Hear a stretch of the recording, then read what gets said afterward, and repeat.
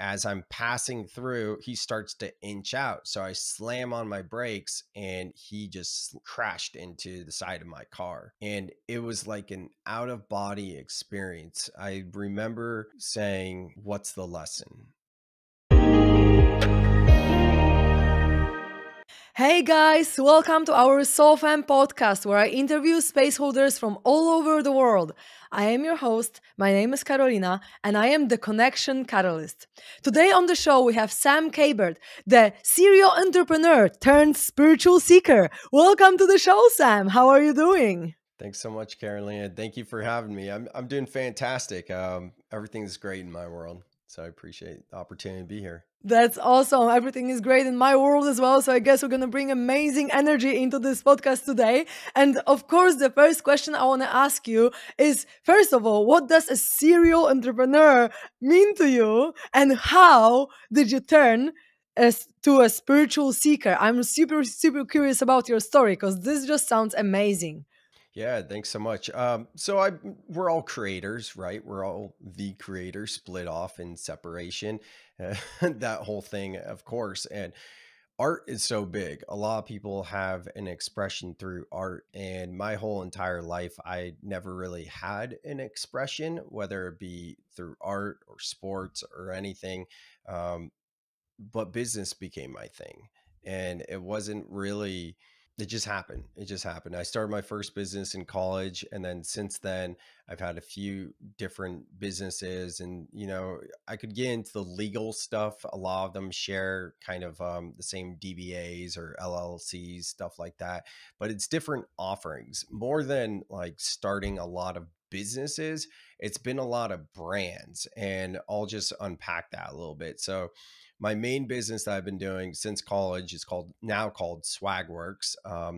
And we do swag, branded merchandise. In addition to that, I started a media agency back in 2017 that was What Up Silicon Valley.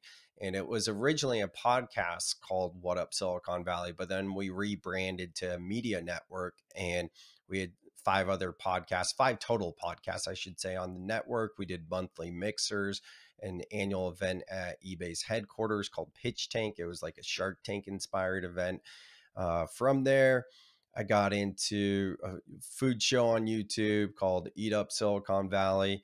And then through sitting with ayahuasca in 2019, I really, we could go into that, but I won't right now, in terms of like the depression and all that. And um, just feeling the call to sit with the medicine. After that, I started a podcast and subsequently a business called Clone Yourself.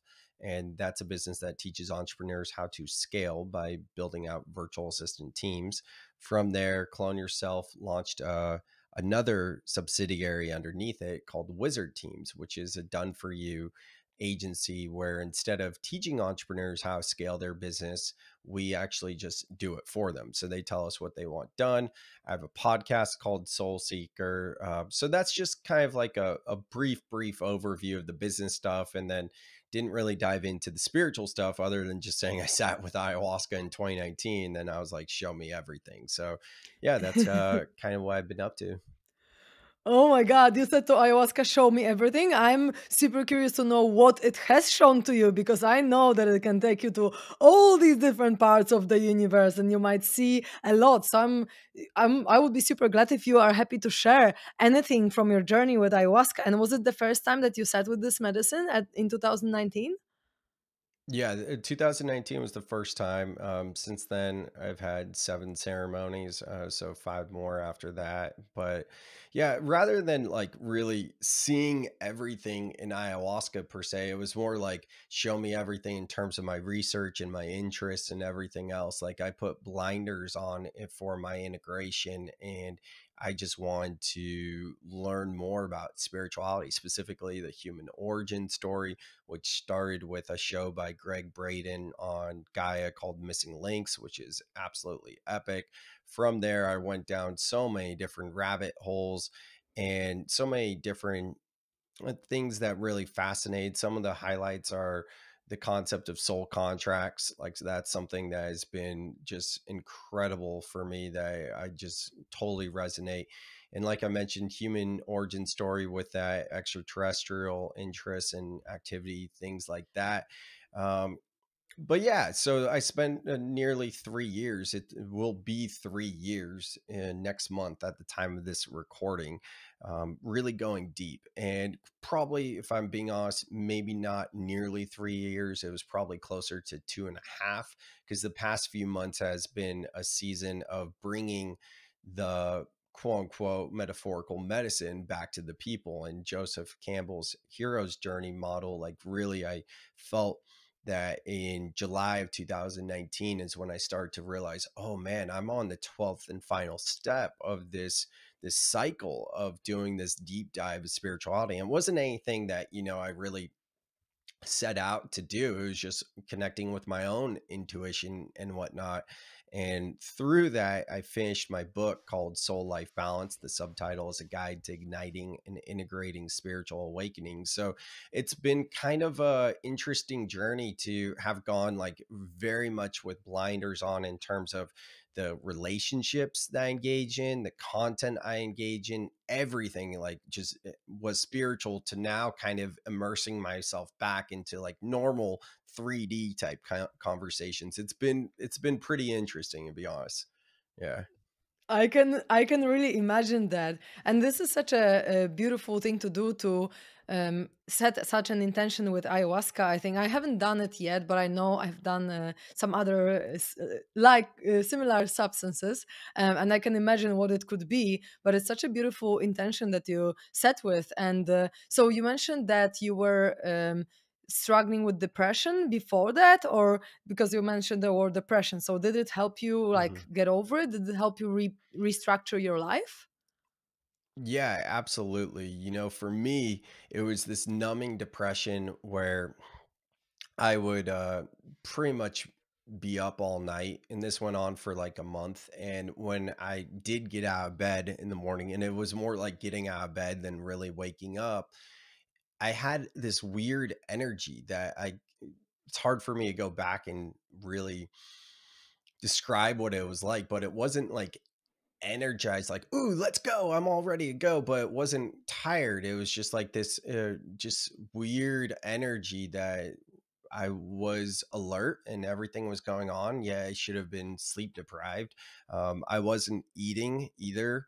And everything just felt like it was passing by. And this was in 2019, probably like February, March. And about 9 years before that, give or take, maybe a little bit longer before that, one of my friends in college had hung himself in his bedroom while we were in the living room, and he was on life support for a week or so until they pulled the plug. But that was really the only other time I'd experienced that, like, really numbing type depression. And it came back in 2019 as a result of a breakup with this girl that I'd been seeing for almost 4 years, on and off, very toxic relationship. We would be together one second, then off the next. And then this time it was done. So it was just weird that it was done. And I didn't handle it the best. And ayahuasca found me. I had heard of ayahuasca almost a year previously, but I didn't feel the call per se to sit with the medicine. But at this point, I was like, just anything.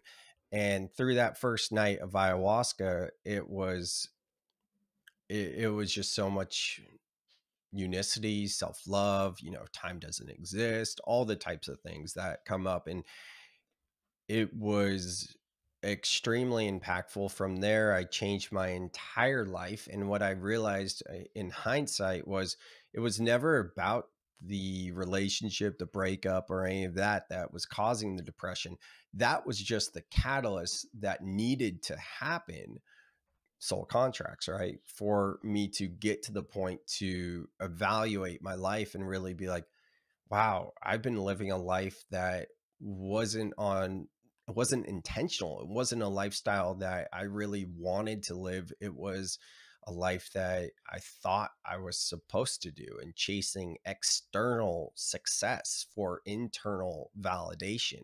So from there, I totally uprooted my entire life. Like I mentioned, I started a new podcast called Soul Seeker about spirituality, started a new business to help people.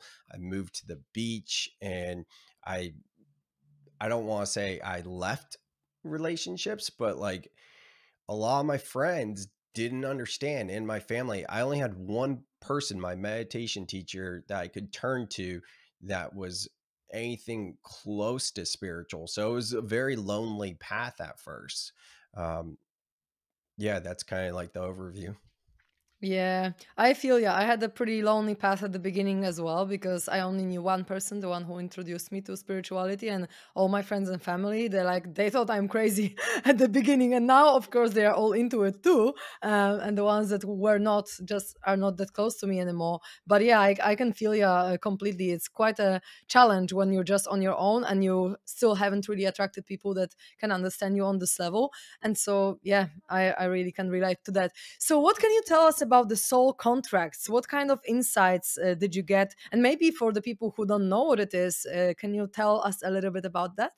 Yeah, I think a good way to think about soul contracts is for most people have seen the movie Soul at this point, Disney and Pixar's movie, which is an incredible movie that shows what they call the great before and the great beyond. The great beyond being like the merging back with source, the great before being like choosing the conditions that you'll incarnate in as a human before going through the portal. Like they did such a brilliant job, so I always point to that. But the other thing to that really was my training grounds on soul contracts was a book called Sacred Contracts by Carolyn Mace. Her last name's pronounced Mace, but it looks like Miss. It's Myss. And it's an amazing book on Audible. I highly recommend it. But basically, all this to say, we come in as humans with certain conditions, right? Like think astrology, numerology, even human design. None of that stuff is by accident. It's not like, oh, I am this way because I came in under these conditions. It's like, no, I chose to come in at this time, at this location with these peoples to work through said karma. So soul contracts is very much in alignment with all that in terms of like just theoretically how it works, because you basically sit, this is what they say at least, right? Take it or leave it. But they say that you meet with like your guides and you meet with your spirit team and all that type of stuff in other souls, and you choose what you want to work through in this incarnation. So it's almost like, you and I could have been on the other side, right? And been like, oh, yeah, we're going to connect and we're going to be in each other's journey. And it's going to start through like this podcast, and then it's going to go XYZ from there. And we don't know where this is going in terms of your and I's relationship right now. Like we're just meeting, right? But that's basically a soul contract. And soul contracts go so much deeper in that. Looking backwards in your life, you could look at your family. That's an easy place to start. One of the things that I've been told by various channelers is that I chose to incarnate as the younger sibling. I only have one brother, no sisters, so I'm the younger sibling, and to be, you know, the son to my parents, because in other lives I've always been more of a leader and I needed to learn patience being the youngest, right? So there's certain things like that. There's a concept called twin flames, which is it trends a lot, and I think there's um, a lot of people misunderstand what a twin flame is, because you'll see on social media or different content people wanting to like find their twin flame, and it's not something to really romanticize if you know a little bit more about it. I'm very grateful to have met my twin flame and that put me on this path, right? But what a twin flame contract is, and it's not always romantic. It could be a friendship, it could be family, but it's very passionate and it's very like, so much love. But then it's everything has its it's balances, right? So the other side of that coin is very toxic and very destructive. But ultimately, the idea is you come into each other's lives to course correct each other to get you on a path of your highest alignment of why you're supposed to be here. And that's what I experienced through that breakup. So there's so much to go into in terms of soul contracts, but the basic idea is basically before you incarnate, you choose the souls that you're going in your soul pod that you're going to come in with, and what types of situations you're going to work through with them. Hmm.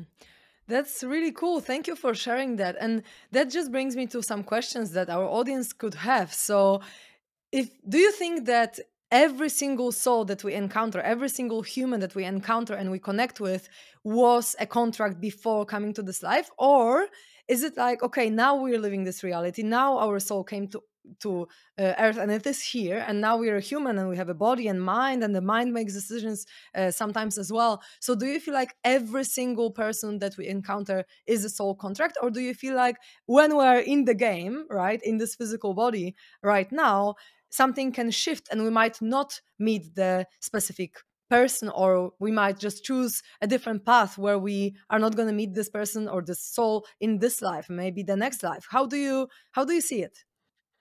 Yeah, that's such a great question. So something so fascinating that I've sat with many, many times. And what comes up for me is the concept of NPCs, non-playable characters. And there's a movies are so great sometimes to really illustrate spiritual themes. But this new movie is called Free Guy with Ryan Reynolds. And basically, he is an NPC, a non-playable character in a video game, and he wakes up to being an NPC in the video game.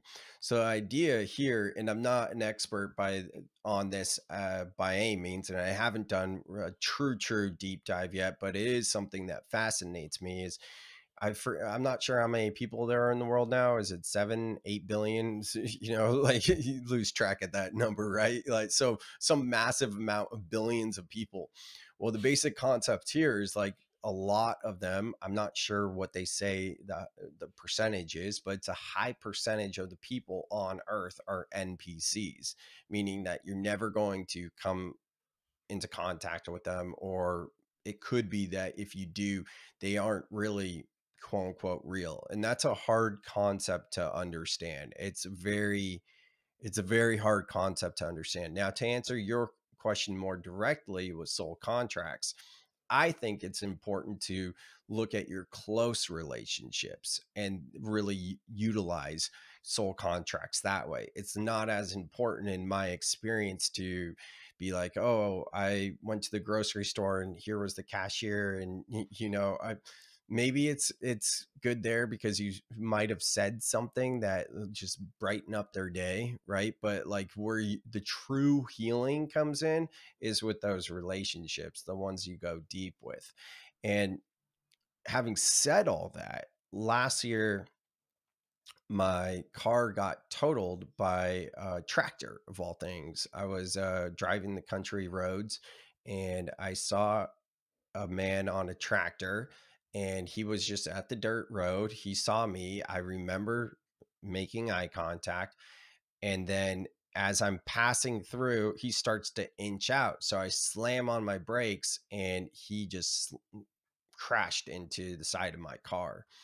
And it was like an out of body experience. I remember saying, what's the lesson? Before I got mad or anything else, it felt like an out of body experience. And I went right back there to how he looked at me in the eyes, even though I was like, I don't know, 100 feet away or something before it happened. So he knew I was coming, but I was like, no, that felt like a soul contract. And the reason why I bring this up is because I never talked to him again. To be completely honest, like I don't know the PC way to say this, but he was a worker, probably undocumented citizen in the US. And his boss came out and we had to go through insurance and all that. And I felt really bad because at this point I'm thinking, oh, he might get deported. right? Or that he might lose his job, whatever. I don't know his situation. I'm totally projecting, but I'm thinking all this. And now I feel bad, even though ultimately I wasn't at fault. Having said all that, this is where my mind went in that moment. Even I was like, this is a soul contract, though. Like the whole thing felt like an out of body experience. So I have no idea. It's almost a year later. Whatever happened to him, I wouldn't know, um, but I have to believe whatever happened for a reason. And it wasn't just that my car needed to get totaled as a message for me to slow down, and all the other messages that came with that, but it was also on that side too. Now, having said all that, I always question my thoughts. And I think it's important to stay curious and not really believe and think in absolutes. The other side of the coin is maybe I'm completely wrong about that whole situation. And maybe he was just an NPC, a non playable character, so that this all would happen for me. And it had nothing to do with him. It could be either way, but it's just interesting to sit with these thoughts and see what comes up. Hmm. Yeah, this is really interesting. And for me as well, just because I've just experienced this kind of relationship with two people, a couple, and I literally met them like maybe a little bit over a week ago, but we instantly connected so much. And I even ran a medicine ceremony for them as well. And we connected on this deep soul level. And I really feel like there was a contract. And even if I never see them again, although I feel like I will, I feel like there was this contract before that, okay, I'm going to come into their life and change their life. And this is what they said, that I changed their life within a week, right? Just because I brought the medicine, I did the heart opening ceremony. I was, super loving, making them super safe and just showing what I know about the whole spiritual world. And we just instantly connected. And I feel like this was somehow planned. Even though we might not even see each other again, I still feel like that was really deep and like straight away a deep soul connection. And also, it just makes me feel curious because my ex partner, Ricky, such a sweetheart, he was a writer and he was channeling the writing. And how we broke up is that he was channeling the divine energy, telling him, hey, I'm calling you to write. And if you want to answer my calling, you and Carolina need to break up because we're just going to be in different like worlds. Your needs are not going to be met if you stay together and so on.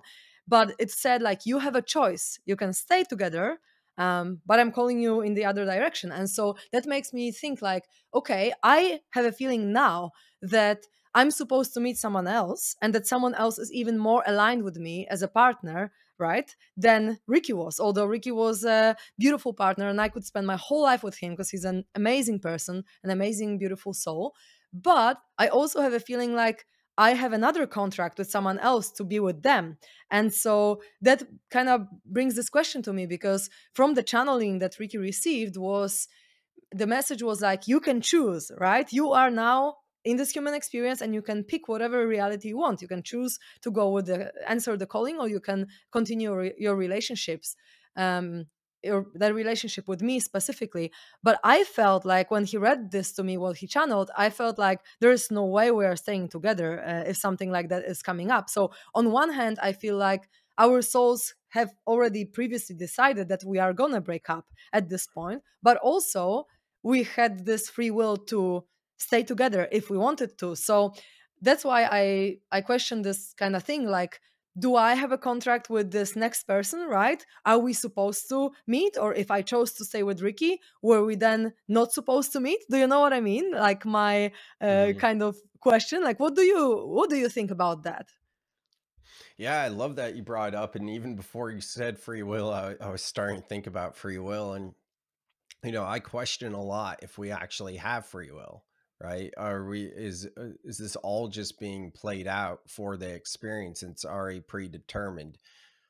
And, or like you said, maybe there is free will and we're supposed, I don't like that word, but the idea of when we incarnate is to go through these conditions, but having gone through the veil of forgetting, and that's the whole point of the game here, the human experience, we have the free will to not go that way.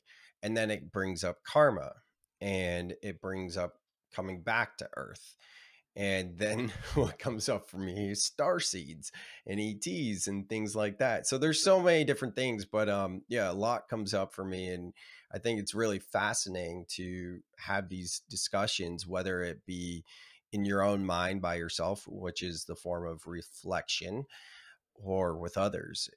I do see a lot of value to really having these questions, because there's a lot of people in my life that don't understand it and are just like, why can't you just be happy? Why can't you just like enjoy it and not worry about it? And I'm like, well, it's not so much that I worry about it. It's more that I find it fascinating, it's a Yeah. hobby.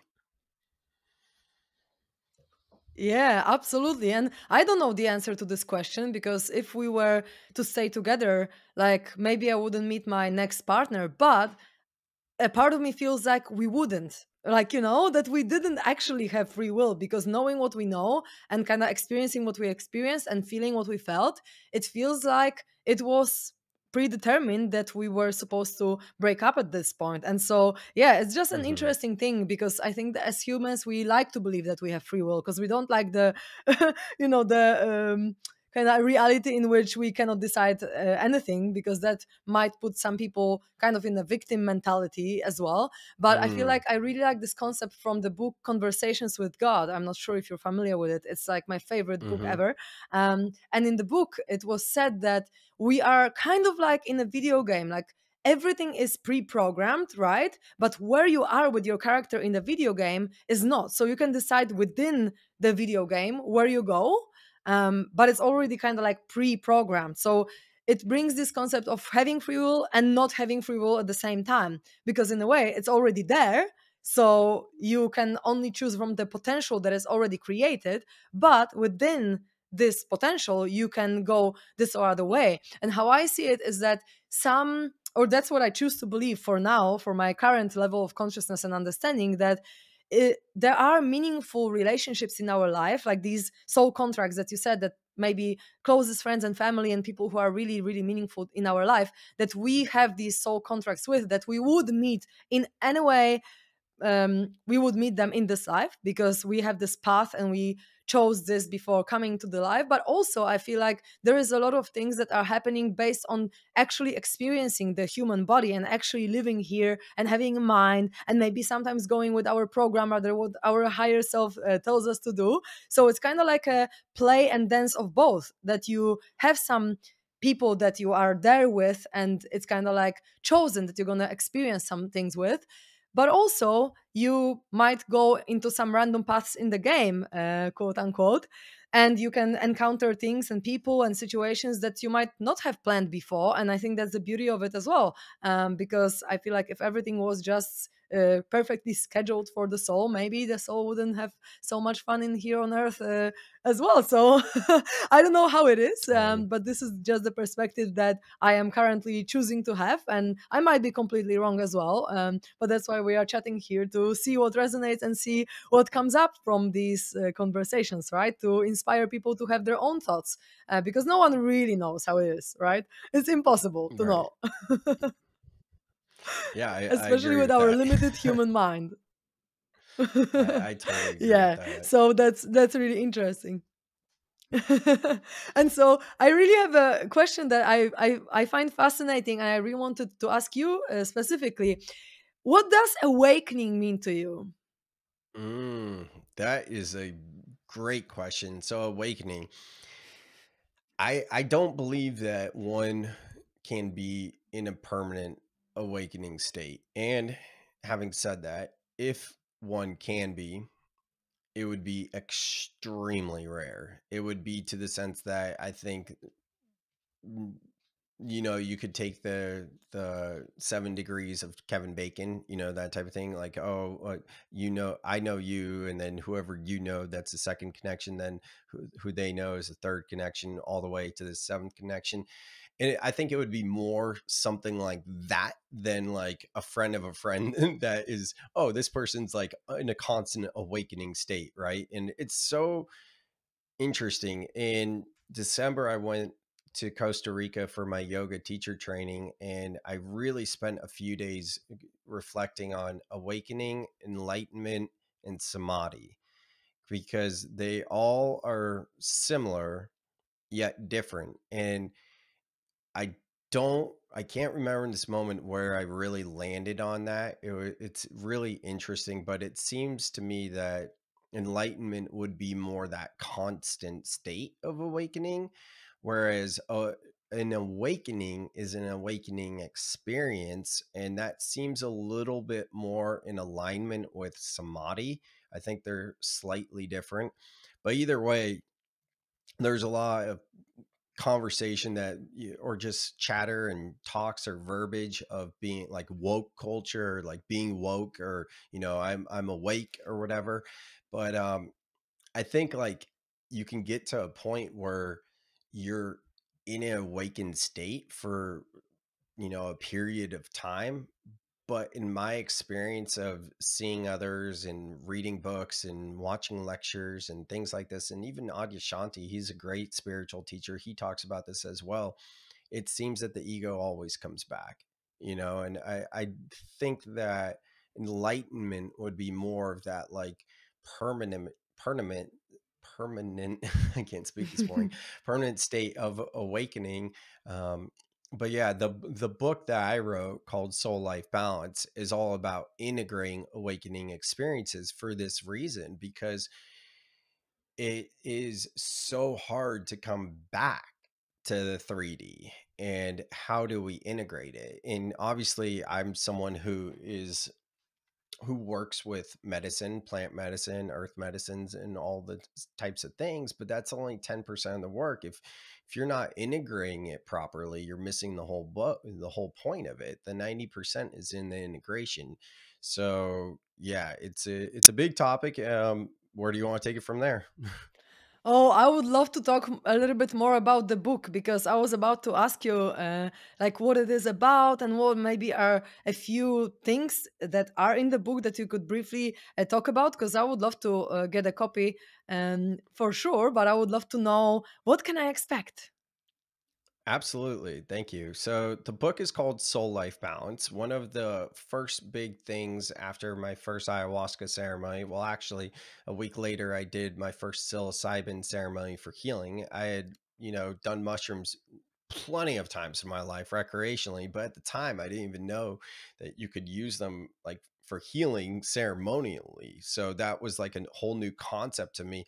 And it was really that psilocybin ceremony integrating the ayahuasca that really took everything to the next level. And it brought me back to my childhood of kind of seeing everything for what it was. So much so that in junior high or high school, I had an email, sickening society 22, because that was my basketball number at hotmail.com. And I remember back then, like it broke my mom's heart. Just I was into metal and all kinds of stuff, but I saw everything for how it was. And in this ceremony, I didn't relive certain experiences. It was more, I visited the conditioning and programming of society. And I had just realized like how far I've strayed and how much I was just chasing goals and success for what. None of it.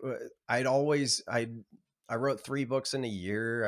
I was named to Silicon Valley's 40 under 40. I achieved so many different things, yet after every time I achieved something, I felt more empty.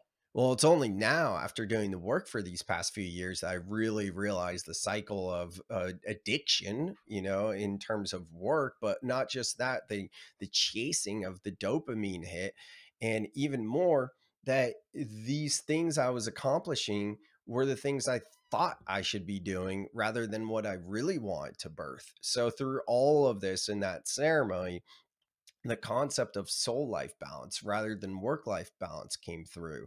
So this has been 3 years in the making, this book, really. And the whole core of it is first starting with unprogramming, and we could look at the concept of work life balance. That is straight up propaganda, right? Because if we think about it, we work 5 days a week and have 2 days off, at least, mostly, generally speaking, in the West, that type of thing.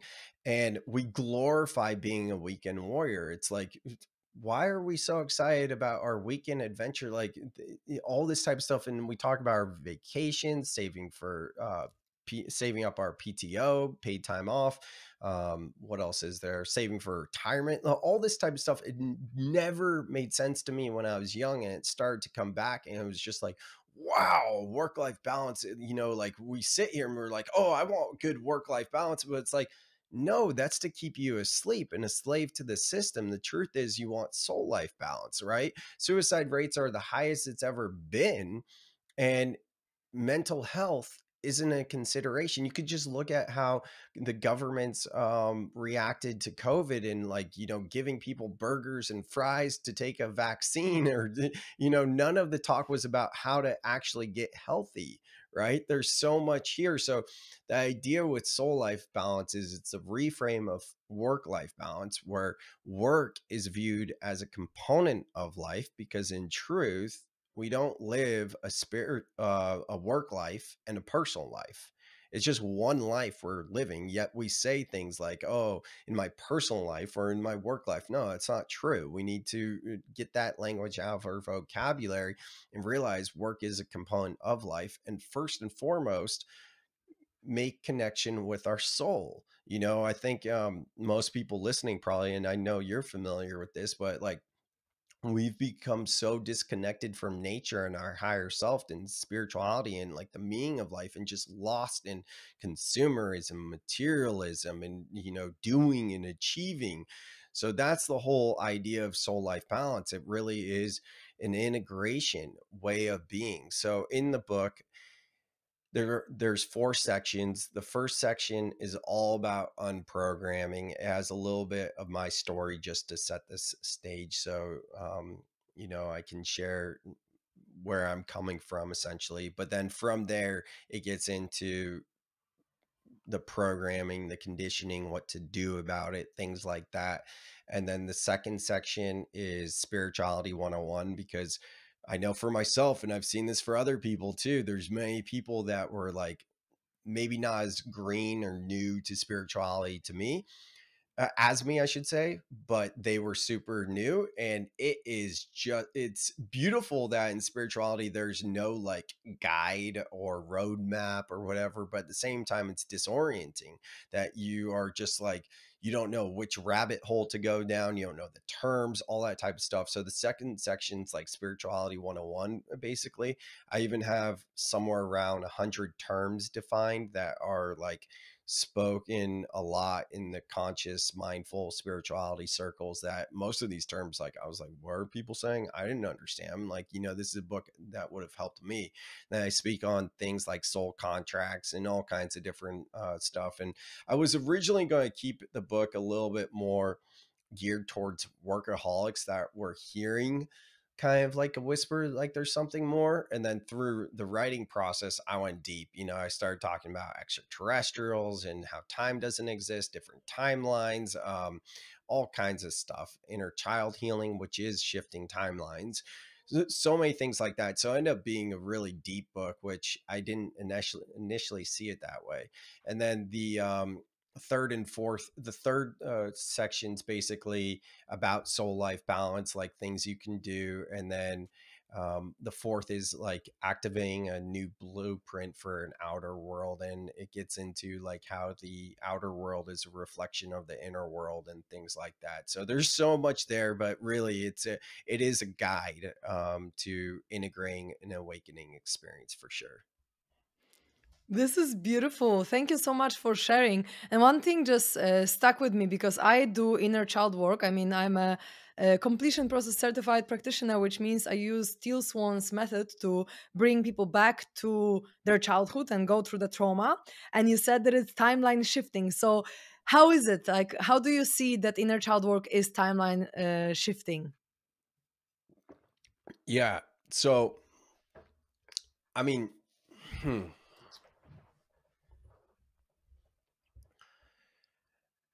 It's kind of this whole idea of like when we say how we do the work, we're healing like 7 generations back and 7 forward and whatnot. And it's a very confusing topic to really grasp, especially when you're new to this.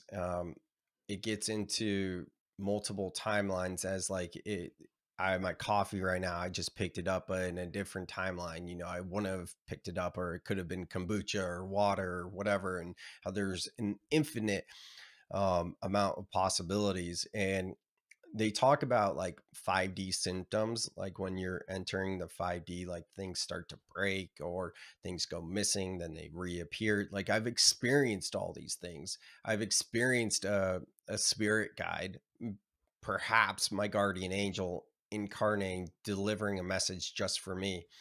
As it relates to inner child work and timelines, I was doing an inner child meditation. It brought me back to a place where I don't know how old I was, but I was young, and we had a dagger in my room that my grandpa got from Israel, brought it back, and yeah, I don't. It was up. It was just like a thing, you know, kind of like whatever. But I was really mad, and I got it, and I took it, and I remember having it near my arm. And I also remember that being a really weird experience, and I don't want to say blacking out, but kind of not remembering how that unfolded because nothing happened. In this meditation, I visited with the inner child as my older self now, and just tears started to flow down because I actually felt being there. And it was like, had I not done that meditation to visit with the inner child to kind of intervene there, would I still be here today? Or in another timeline, am I not here? Right. And that's what I experienced. And in the moment, it made so much sense. And this is kind of like my point in terms of an awakening isn't like a solid state. Like now I sit here and this is a couple years ago. I sit here talking about it and try and bring it back up. And, you know, there's a part of me that the ego comes back in that's like, no, that's not true. Like, you're just making this up. Like, that's my adversarial voice. But I know what I experienced then. Now it's just a story, right? Because it's an experience that I had previously. And I've told this story. And the more you tell a story, it becomes a story. But I can hold that in my heart, and I can hold that within my ear, knowing I experienced that. And as you mentioned it earlier too, like the brain, like the mind can't really make sense of this. You know, we can talk about these things, but the more it's kind of like a paradox, because the more I share it, the more it's also like, yeah, but did that really happen? Right. So that's kind of my Mm-hmm. own experience with that. Yeah, absolutely. And I can relate to that because like really it is a shifting of your whole entire life if you can relive some childhood experiences and just change this filter on reality that you've had before and just like now live without it. It shifts everything for you from now on. So it definitely shifts the future potential realities of how you would behave, because with the program, with some kind of trauma directing you in a way, in one way or one reaction to specific conditions in life, you would go this way. But now you don't have this filter of reality, so you can go another way and react in a different way, and so on. So yeah, I can really relate to that.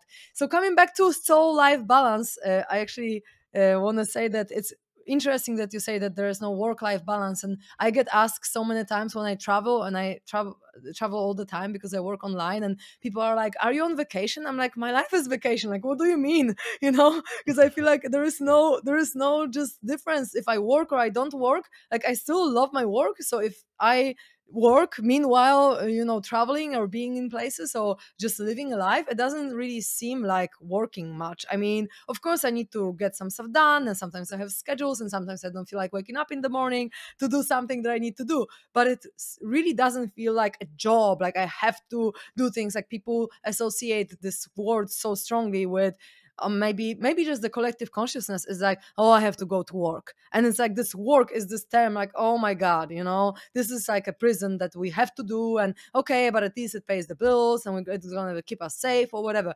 But we are here to create a new earth with a new paradigm, that working doesn't have to be hard. We can work light and actually enjoy our job and enjoy everything you're doing. And then we're not really as you said, we don't have to have a work-life balance. We can have a soul-life balance and just enjoy our work and treat it as life, treat it as just another part of our life as anything else. And then it can be really a beautiful experience. So in order to have a beautiful soul-life balance, what is the number one tip you could give to all our listeners?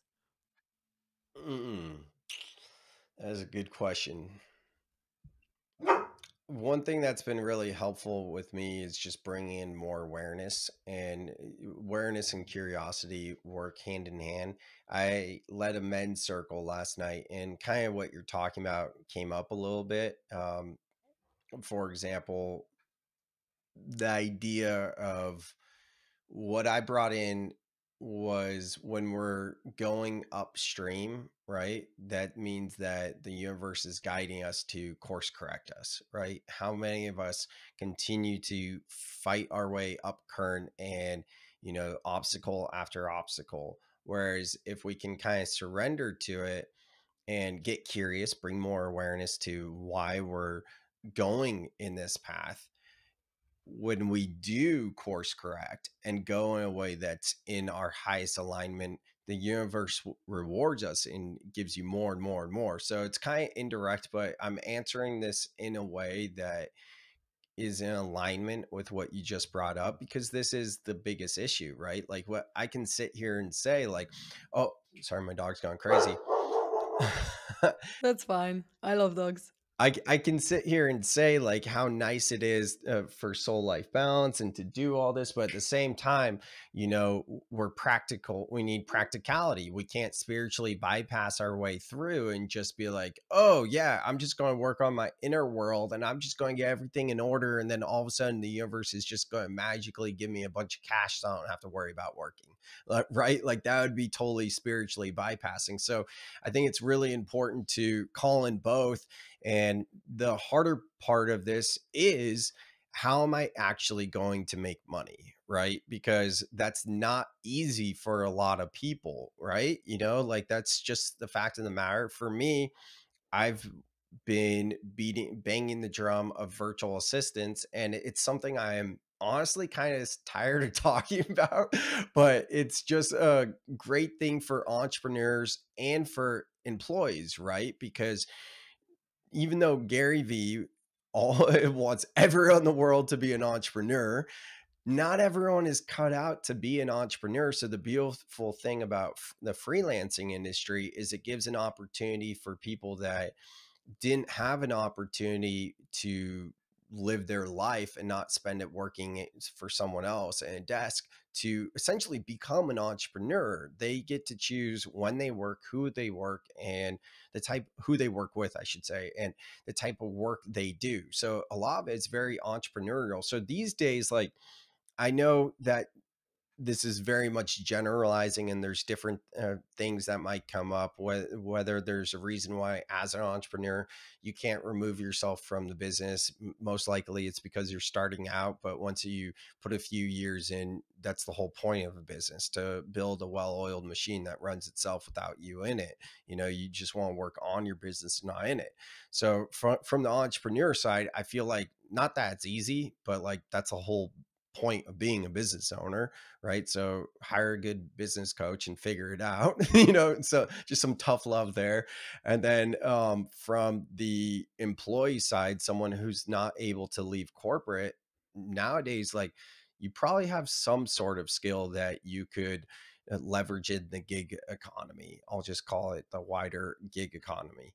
um, the specific person I'm thinking about, not to like tell someone else's story, especially betray confidence or anything like that, but a musician who has spent their whole life being in a band, and the band started to break up and all their money went into the band.